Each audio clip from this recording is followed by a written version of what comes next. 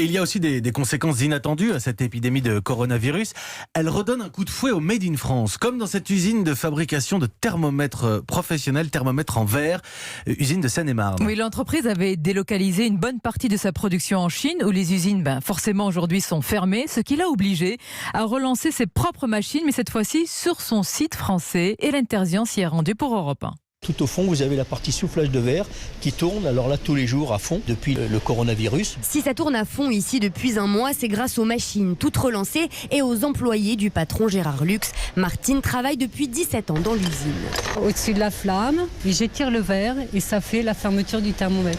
On a augmenté notre cadence de 100, on est passé à 120 tubes à l'heure. Ça valorise notre savoir-faire qu'on va transmettre à des jeunes. Voilà, Sandra est là justement. Sandra, c'est la relève, embauchée depuis 3 semaines pour faire face à la demande. Il y a beaucoup de travail. C'est la première fois que je travaille avec les verres. C'est délicat. Des bras en plus indispensables pour pallier l'absence de la production qui vient de Chine. Un aléa qui pousse le directeur à repenser l'organisation de l'usine. Le coronavirus est une opportunité de garder le savoir-faire en France. Si jamais on peut relocaliser, éviter d'être toujours soumis à des transports très lointains, ça peut être positif de ce côté-là. Encore faut-il que les clients suivent, insiste-t-il. Avec des coûts de production plus élevés en France, les prix à la vente le seront aussi.